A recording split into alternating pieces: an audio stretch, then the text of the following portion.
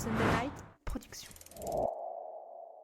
Vingegaard remporte son deuxième Tour de France. Pinot fait le show pour sa dernière et LTDG en roue libre sur les routes du Tour. C'est parti pour 15 minutes d'actu full gaz pour ne rien rater à ce qui se passe dans le monde du vélo. L'actu full gaz, retrouvez toute l'actualité du cyclisme avec la tête dans le guidon. Salut les amis, resserrez vos chaussures, rentrez les épaules et gardez la tête dans le guidon. Bienvenue dans le podcast L'actu full gaz présenté par LTDG depuis les Champs-Élysées. Grégorito, je te propose qu'on passe directement au résultat en deux spies et qu'on revienne sur cette dernière semaine XXL du Tour de France. T'es chaud ? Allez, on y va.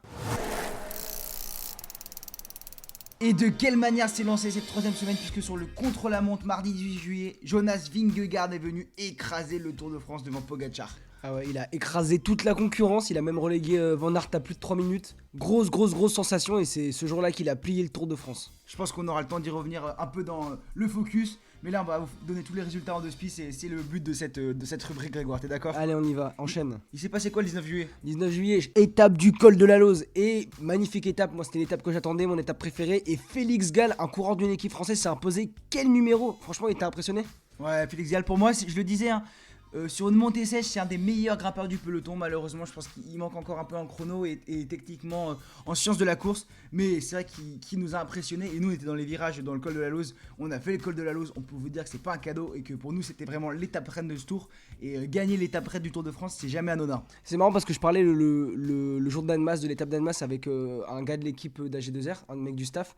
Et il me disait, je lui disais, purée, c'est compliqué là le Tour de France et tout ça. Il me fait, ouais, c'est un peu galère et tout ça. Et 2 jours plus tard, il gagne, il se replace dans le top 10. Genre, ça leur a changé tout leur Tour de France. Ils sont passés sur une perf XXL. Hein. Bravo Félix, nous on croyait en toi depuis le départ. Et je trouve que cette équipe d'AG2R, en effet, s'est bien réinventée après un peu la défaillance pour le général de Ben O'Connor. A noter que ce jour-là aussi, Vingegaard est venu une nouvelle fois appuyer sa domination face à Pogacar qui sûrement a accumulé le coup de sa chute et en manque de fond, en manque d'endurance dans cette troisième semaine. Ouais, il était tombé au début de l'étape et il a repris une valise ce jour-là. Il a perdu beaucoup de temps et c'est là on savait que Vingegaard avait gagné le Tour de France au soir de la 19e étape. Ensuite, on passe à l'étape du jour d'après, le 20 juillet. Donc c'était l'étape entre Moutier et Bourg-en-Bresse. Nous on était dans la voiture avec Jean-Philippe qu'on salue.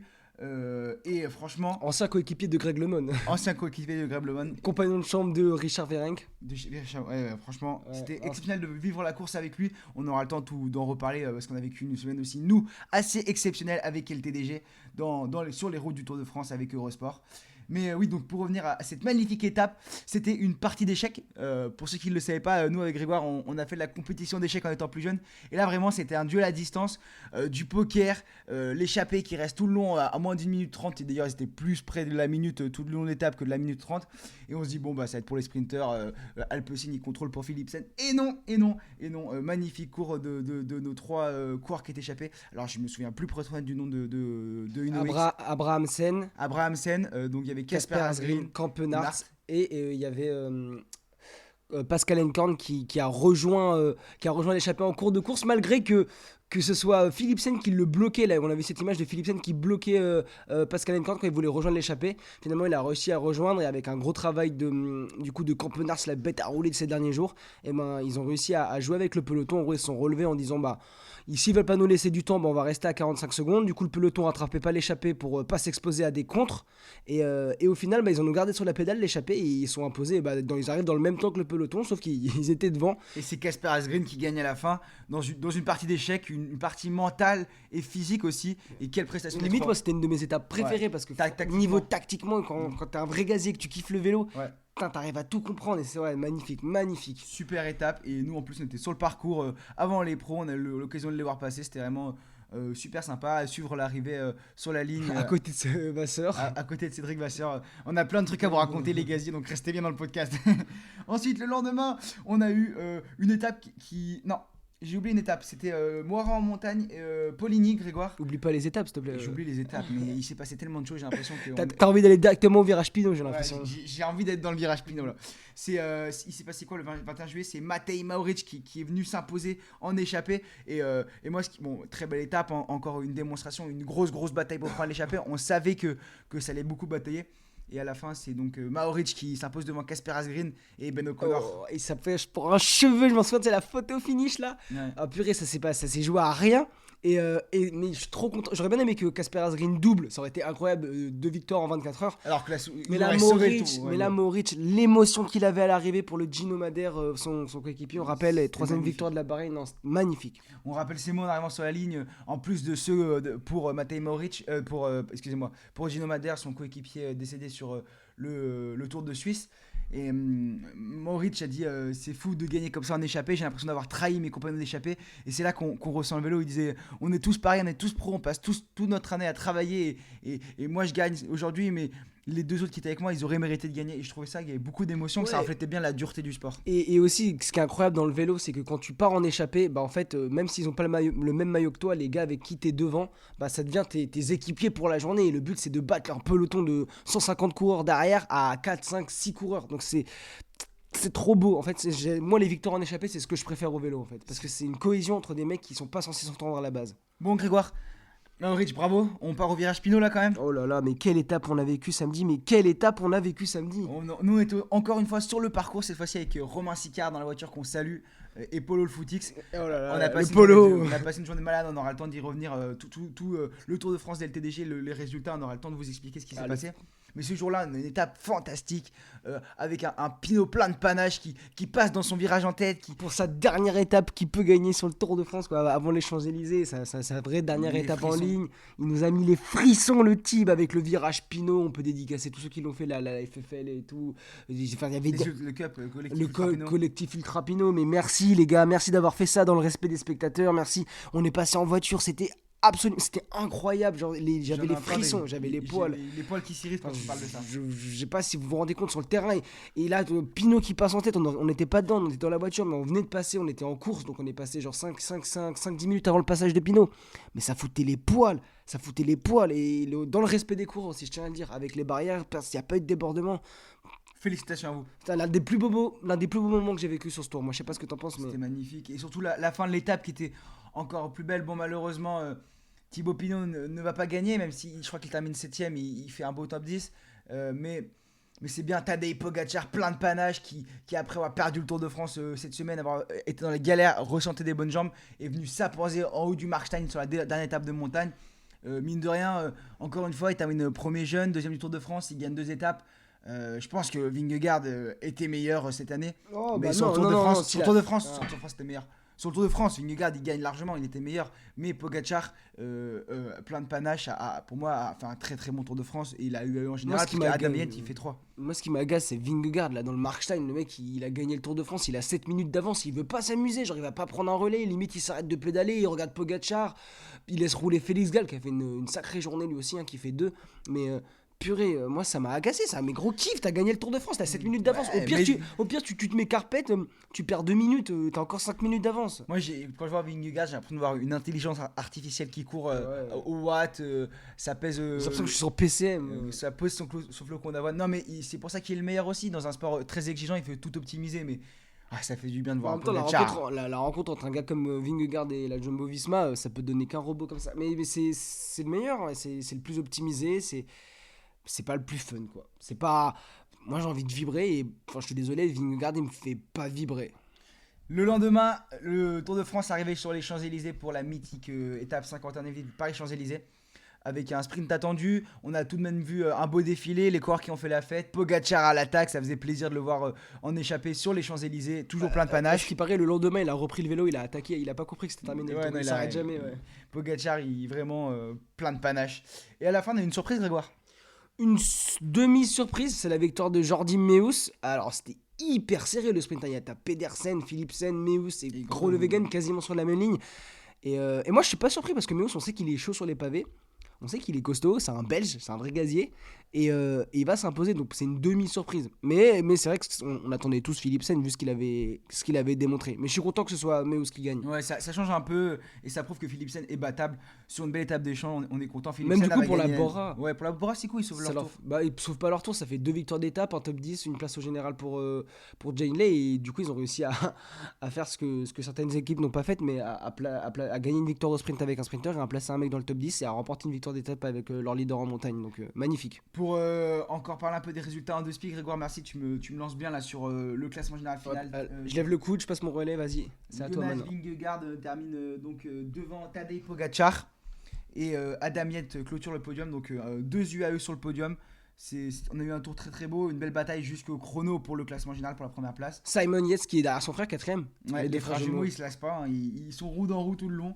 Ensuite, on a Carlos Rodriguez pour la Ineos qui fait 5 très beaux tours de France. En guerrier, parce qu'il est tombé Ouais. sur l'étape du Markstein, il a fini avec Sepp Kuss, il a terminé en guerrier. Mais en guerrier, quand on les a vus passer à l'arrivée, moi je l'ai vu passer sur le paddock le lendemain, il avait des hématomes Ouais. de partout sur le visage. Au visage de guerrier. blessé. Ensuite, Peyo Bilbao fait 6ème.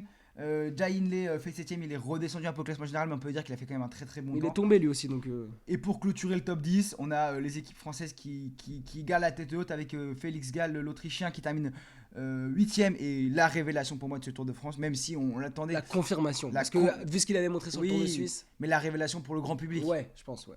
Ensuite, David Gaudu termine 9ème et Guillaume Martin, comme à son habitude, entre dans le top 10. Donc 2 Français dans le top 10, on peut être content. David Gaudu a dit qu'il avait tout donné, donc même s'il espérait plus, c'est, je pense, un Tour de France où il y a, en tout cas, il n'a pas de regret à avoir parce qu'il a tout donné. Attends, moi juste une petite question en parlant de ça. Est-ce que tu penses que la FDJ peuvent être contents de leur tour avec juste une 10ème place de Gaudu? J'ai envie de te dire, il n'y a pas eu d'autre chose à part la fin de carrière de Pinot, ça aura fait parler d'eux parce qu'il aurait été en échappé, mais au final, quand tu regardes ce qui se passe derrière, t'as Ouais, un ouais, 9ème place, rien d'autre. Kung, on aurait pu un peu plus le voir en baroud et tout. Non, ouais, je suis d'accord avec toi, la FDJ n'a pas fait un Tour de France exceptionnel. En Il n'y a tout même cas, pas eu de temps d'échappée. Si, il y avait Van der Berg dans l'échappée XXL ou Maurice Chimpose, mais j'ai pas souvenir de les avoir beaucoup vus. ouais, le problème, je pense qu'ils ont trop voulu jouer les classements généraux avec David Gaudu et du coup bloquer des cartes comme Paché, comme Thibaut Pinot et consorts qui auraient pu jouer des victoires d'étape. plus free, ouais. Il était plus free en troisième semaine, mais sur le début du tour, on l'a pas vu beaucoup à l'avant. Ouais, si, un peu comme dans les Pyrénées. Hein. Ouais. Ensuite, pour ce qui est des classements annexes, Philipsen gagne le maillot à vert du meilleur sprinter du classement par points. Le maillot vert. Bravo à toi, Philipsen. Il n'y a pas eu de duel, 4 victoires d'étape. Je pense que avec un poisson pilote comme Van der C'était le Poel. meilleur sprinter. Il avait le meilleur poisson pilote. Ciccone remporte le maillot à poids, qu'il a bien défendu, il a fait le show, il s'est Ça, c'est régalé. le kiff. Et ça fait plaisir de voir des gars qui attaquent pour ce maillot qui est parfois trop délaissé ou gagné par les vainqueurs du classement général. Je me souviens, ils étaient deux à le vouloir. Il y avait Paoles et il y avait lui. Alors, dès que les étapes sont arrivées, Ciccone, meilleur grimpeur Paoles, on l'a vite vu. Mais le mec, il préparait le Giro là, en début d'année, il était leader. Il aurait pu faire un bon truc quand on voyait ce qu'il arrivait à battre Remco et Roglic au Pays Basque. Mais magnifique, genre j'ai kiffé parce qu'il a célébré, il s'est donné, c'est un showman, il kiffe ce maillot. Il a célébré au Markstein, c'est quand il s'est laissé décrocher les passés nous après sur la ligne. Il a célébré sur les Champs-Élysées, il a célébré en passant la ligne et dans le dernier tour il s'est laissé décrocher. Enfin, ah ouais, c'est le kiff, il kiffait, il voulait ce maillot, il l'a eu, il a kiffé l'avoir, il en a profité. Merci quoi d'être battu pour ça. Bravo Ciccone. Ensuite, Pogacar, pour sa dernière année en moins de 25 ans, donc pour le classement du meilleur jeune, a remporté bien sûr ce meilleur jeune en terminant deuxième du général. Il a dit après en interview, ça y est, je suis plus un gamin, maintenant si je veux une tunique, va falloir prendre le jaune. Il a dit ça? Ouais. Ouais. Et ensuite, Campenart, plus combatif de ce tour. Alors on aurait aimé voir Pinot, mais je pense que c'est logique que Campenart il a été échappé sur les 3 semaines. Putain, Ouais, il est trop Campenart. fort. Campenart, il a écrasé là les derniers jours. Oh là là. Moi, il m'impressionne ce mec. Il part sans ses lunettes, il écrase les pédales, il est capable de rouler comme un porc, de résister au peloton. C'est un vrai gazier. Il est dans le coup quand l'échappée l'a fait au peloton. Enfin, j'adore ce mec. J'adore sa façon de courir. Il s'était pété je crois que c'était le scaphoïde au début de Ouais, saison. il s'est réinventé pour les grands tours alors qu'il voulait à la fin de saison de classique. Bravo à toi Victor, c'est mérité je pense. Pour finir sur ces résultats en 2 spi, c'est Lotte Kopecky qui a remporté la première étape du Tour de France même, qui s'est lancé de Clermont-Ferrand. Et le lendemain, alors Elle voilà, a écrasé elle aussi. Hein. elle a écrasé aussi, ouais. Et le lendemain, parce qu'on enregistre le podcast mardi exceptionnellement, désolé, c'était un peu la course, on aura le temps de vous expliquer un peu ce qui s'est passé, mais une organisation Tour de France, même en tant que média à suivre, c'est une galère. Et hier, on avait oublié le micro, donc on n'a pas pu enregistrer notre podcast. On s'est fait dépasser hier. On n'a pas été bon. Et voilà, c'est ça, on s'est fait sauter sur la ligne. Et du coup, on vous change podcast aujourd'hui, donc on peut dire que Liane Lippert a gagné la deuxième étape mardi, et qu'on a vu Juliette Labousse à l'avant mardi, après avoir Même perdu si le temps lundi. lundi, ouais, elle a perdu une 40-45 secondes, je crois, lundi. Et juste pour revenir sur l'étape de lundi, première étape du tour, doublé de SD Works. Mais moi, ce que j'ai bien aimé, c'est que le lendemain, c'est la Movistar qui va gagner. C'est ça. Et on sait quand on sait qu'il y a le duel Van Vleuten demi-Vollering, même si bon, c'est pas Van Vleuten et demi-Vollering qui sont allés s'imposer, c'est les équipières. Et je pense qu'il y a quand même un gros rapport comme ça psychologique, donc ça annonce du très très lourd pour la suite. Même si Van Vleuten est tombé. Je suis d'accord avec toi, on aura le temps d'y revenir dans l'actu full gaz avec un E. Là, je te propose qu'on passe au focus. Ok, bah, voilà, j'ai pas le choix, hein, donc on passe au focus. Le focus, c'est parti. Toute cette semaine, encore une fois, LTDG était sur le terrain, envoyé spécial avec Eurosport et nos partenaires pour vous faire vivre le Tour de France sur les réseaux sociaux. C'est pour ça que c'est important de venir vous abonner sur TikTok, sur Instagram pour suivre toutes nos aventures. Et bientôt sur YouTube avec des formats longs. On a plein de projets, les gaziers, vous inquiétez pas. Là on est déjà la tête dans le coup suivant et on veut continuer de vous faire vivre le Tour de France et les autres compétitions de vélo, parce que au vélo il n'y a pas que le Tour de France, hein. Il y a le Tour de France Femmes qui se lance, il y aura la Vuelta, ensuite il y a les classiques de Montréal et Québec. Enfin bref, ça va être sympa. Mais moi j'ai une question, Grégoire, parce que notre podcast c'est full gaz, donc si vous voulez suivre toutes nos aventures en détail, je vous invite à aller suivre sur les réseaux sociaux. Moi je voulais juste savoir si tu avais un moment de ce Tour de France à retenir. Allez, t'as droit à 2 moments parce qu'on a vécu des choses de dingue. 2 moments. Dis-moi, ça va être tronqué en fait. Et je sais pas comment vous expliquer, mais un Tour de France comme ça à fond, nous on était vraiment à bloc. C'est-à-dire que le matin on partait parce qu'il y avait des gros transferts, on partait vers 7h, 7h30, 8h, tu vois. Et le soir on rentrait à l'hôtel après avoir monté sur des aires d'autoroute les vidéos. On arrivait vers entre 23h et 1h du matin. Et du coup on dormait à peine dans les hôtels, donc tu savais même plus où t'es en France. Tu sais plus quel jour t'es, t'as l'impression que c'est une longue journée qui s'enchaîne et tous les jours tu vis tu prends des shots d'émotion dans la tête, tu vois. C'est incroyable et je pense que ça va prendre du temps à ce qu'on se souvienne de tout, tu vois. On a croisé beaucoup de monde, on a croisé énormément de monde, mais combien on va s'en souvenir? On a eu tellement d'émotions, mais de combien d'émotions on va vraiment se souvenir? Et là, moi, c'est tronqué parce que j'ai les 2 derniers jours qui étaient juste exceptionnels. Avec l'enchaînement samedi, on est monté dans l'hélicoptère. Je sais pas pourquoi on a eu cette chance. On a eu cette chance, on est monté dans l'hélicoptère. Dans le truc hyper VIP là du Tour. On a survolé le Markstein. Il y avait Pinot qui venait de passer le virage Pinot. On a vécu ça du ciel. On a couru. Après, on est dans les tribunes. On a vécu l'arrivée. C'était une sorte de rush d'enchaînement avec Polo le Footix, on le dédicace, hein, c'est un pote créateur qui a vulgarisé le vélo pendant 3 semaines avec TikTok là, donc c'était vraiment, vraiment stylé. Et il y avait Romain Sicard, ancien professionnel, très très belle découverte, quoi, trop sympa ce mec. Et donc c'est la journée de samedi qui t'a le plus marqué. Ouais, et le lendemain quand même sur les Champs-Élysées, cette sensation d'avoir les Champs-Élysées fermés pour toi. On était sur la caravane encore avec TikTok. Dans la voiture avec Angelo Tulik, ancien professionnel. Avec Émile aussi. Une grosse dédicace. Faut dire. Brice, tout ça. Ouais. Je prends le relais, Grégoire. Faut dire que TikTok est arrivé comme gros acteur dans le vélo et aide vraiment ce monde-là, le rendre plus accessible aux jeunes et tout. Et c'est trop cool de travailler avec des gens comme ça qui veulent faire bouger les choses. Donc c'était vraiment sympa à vivre. Et une chose que je voulais dédicacer aussi, c'était le public sur les routes qui déjà pour les coureurs, il y avait du monde, c'était génial. Tout le monde disait que c'était la première année, il y avait autant de monde. Et même nous, personnellement, vous avoir tous rencontrés, vous serrer la main, prendre des photos tout le temps, c'est hyper cool. Et ça fait une belle reconnaissance pour le travail et tout ça. Et merci les gaziers d'être comme ça, de suivre les aventures. C'est un délire. Nous on kiffe vous rencontrer, c'est ça qu'on aime. Et si on fait de la création de contenu et tout derrière notre écran, c'est pour vivre ce genre de shot d'émotion et pour vous rencontrer, pour serrer des mains. Le but c'est d'aller sur le terrain, c'est faire l'événementiel. Mais les Champs-Élysées quand même, quand tu fais le tour des champs là, le tour de l'Arc de Triomphe, avec oh purée, ah non c'était fou. Explique un peu ça et après moi je dirais à un moment en fait je sais pas, il y avait du coup les caravanes elles ont fait ils appellent ça une chorégraphie, mais du coup elles se croisent un peu les voitures, t'avances sur les champs, nous on avait la fenêtre de toit donc on s'est levé, on a vu et en fait tu défiles sur les champs. Route fermée et parce qu'on est des cyclistes et qu'on adore ça, mais c'est juste mythique. Tu passes la ligne d'arrivée, tu fais la photo, tu reviens. Je sais pas comment vous expliquer, mais tous les shots d'émotion. Le public sur le bord de la route, un monde de malade. Il y avait 4 rangées de spectateurs, je sais pas, il y avait du monde sur le bord des routes. Tu passes devant les plateaux télé. C'est encore un rêve. L'enchaînement hélicoptère et défilé sur les champs, moi ça m'a mis. J'étais sur un petit nuage après. Et toi, c'est quoi le moment qui t'a le plus marqué, Antoine ? Forcément, les champs, c'était exceptionnel, même sans parler du fait qu'on définit sur les champs. À la fin, quand t'as tous les coureurs qui terminent le Tour de France et ils passent devant nous, on les voit, on leur parle et ils sont contents. Et les gars, ils ont fini le Tour de France. Je pense par exemple à Axel Zinglet qui s'est mis récemment au vélo de route, qui lui vététiste. Alors lui, faire le Tour de France, c'est déjà exceptionnel et tu le termines la première année, c'est des ambiances de fou. Il y a de l'émotion, les coureurs ils sont heureux, t'as un relâchement, t'as les familles avec les coureurs, ils sautent dans les bras et je trouve ça sensationnel, surtout que là avec le protocole Covid, je pense qu'ils ont dû être un peu plus en famille qu'avant par rapport aux autres, c'était vraiment fantastique. Mais sinon, si je devais prendre le contre-pied avec toi, j'ai adoré aussi aller rencontrer le public dans le col de la Lose. Et c'était dingue, on était dans le virage le plus pentu, là où Thomas Voeckler est tombé, là où Thibaut Pinot a posé pied à terre. Et du coup, c'était incroyable et tout, un public de folie, un spectacle de malade et vraiment, je sais pas, une ambiance. Et c'est ça qu'on aime, la camaraderie, la popularité de ce sport. Le respect aussi. Respect, on retrouve ça que dans le vélo, on l'a vu avec le virage Pinot qui était aussi un moment historique du sport français cette année, j'ai pas le peur de le dire. C'est un moment historique du sport français. Même Macron a fait un post Insta et a proposé sur Twitter, donc ouais, ça veut bien dire ce que ça veut dire. Mais voilà, plein d'émotions, plein de choses à raconter, complètement cramé. Même si on retourne sur le Tour Femmes à partir de vendredi et on vous fera un podcast car notre partenaire Tissot veut pousser aussi le sport féminin. Donc on vous refera un podcast lundi sur ce Tour Femmes pour vous expliquer ce qui s'est passé, mais c'était vraiment peut-être une édition spéciale, on verra. Ouais, on espère, on ira faire des insides, on sait que vous avez bien accroché là-dessus. Ouais, pour en revenir, tu parlais de l'arrivée sur les champs.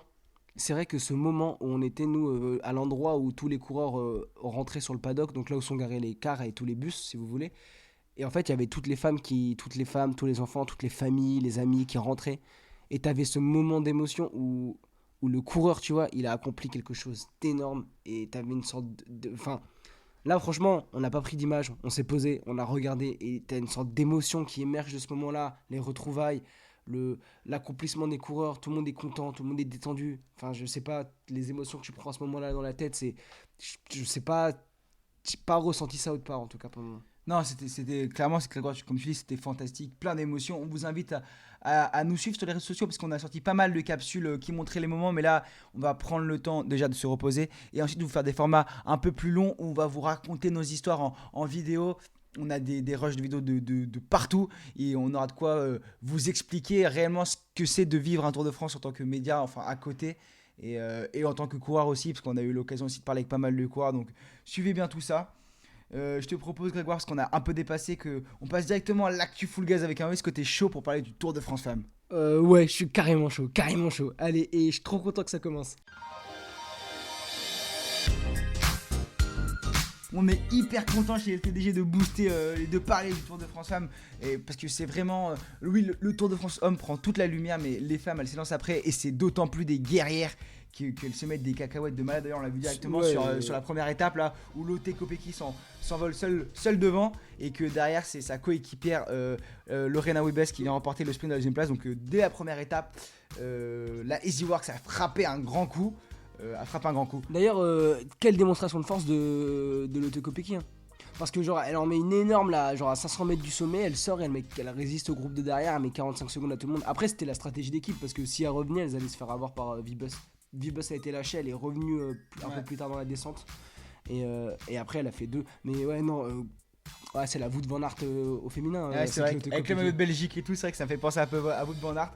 À noter que Juliette Labouze, notre favorite française qui a la DSM, a perdu du temps. C'était vraiment la personne pour la deuxième place. Que chez les femmes, on a 2 coureurs qui sortent du lot de coureuses. C'est Van Vleuten pour la Movistar et Demi Vollering. Et on a un duel déjà assez fort. Comme je vous l'ai dit, on enregistre le podcast mardi. Donc on a le recul de vous dire que dès la deuxième étape, on a eu Liane Lippert pour la Movistar. Donc c'est des duels, c'est pas encore les grands favorites qui s'expliquent, hein.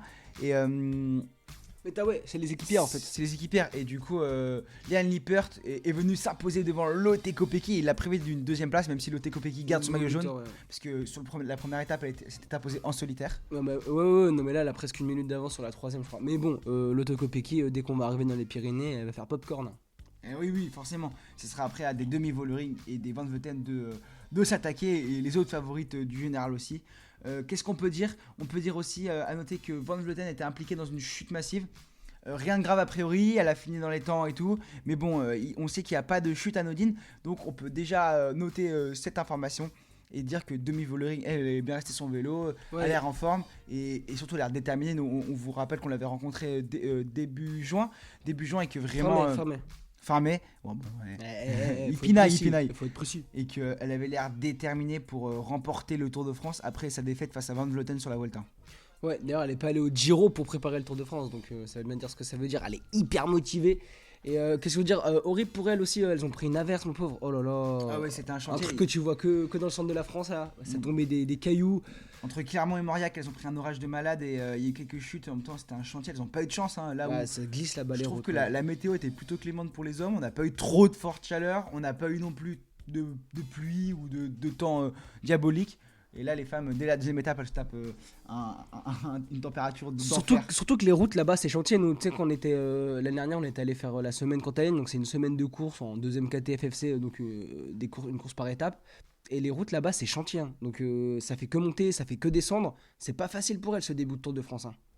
Non, clairement, c'est pas facile. Et comme on l'a dit, c'est pour ça qu'il faut regarder, il faut booster ce cyclisme féminin parce que c'est des guerrières, c'est des gazières. Elles aiment la course, elles sentent la course et elles s'attaquent et c'est hyper cool. Et moi, je trouve que c'est bien parce qu'on a un nouveau spectacle, des nouvelles têtes et un nouveau truc à suivre. Ça ramène un énorme vent de fraîcheur avec du beau matos et des beaux maillots. De toute façon, le Tour de France, s'ils pouvaient m'en mettre 2 mois, je regarderais 2 mois de Tour de France. Là, il y a une semaine en plus, je suis heureux. Donc... Par contre, faire 2 mois de taf sur le Tour de France, je pense qu'à la fin, c'est burn-out. Parce que là, déjà 3 semaines, on est KO là. Les cernes, elles tombent jusqu'au menton. Alors, t'imagines, T'as de l'eczéma. Et t'imagines alors être coureur sur le Tour de France, on s'imagine pas, c'est vraiment des guerrières. Mais tu vois, on a été avec Pierre Roland qui nous disait que c'était presque plus fatigant. Enfin, c'était d'être genre travailler sur le tour que d'être coureur, dans le sens où quand t'es coureur, t'as à penser qu'à ton vélo, toute la récupération c'est optimisé, tout le monde est autour de toi pour le faire.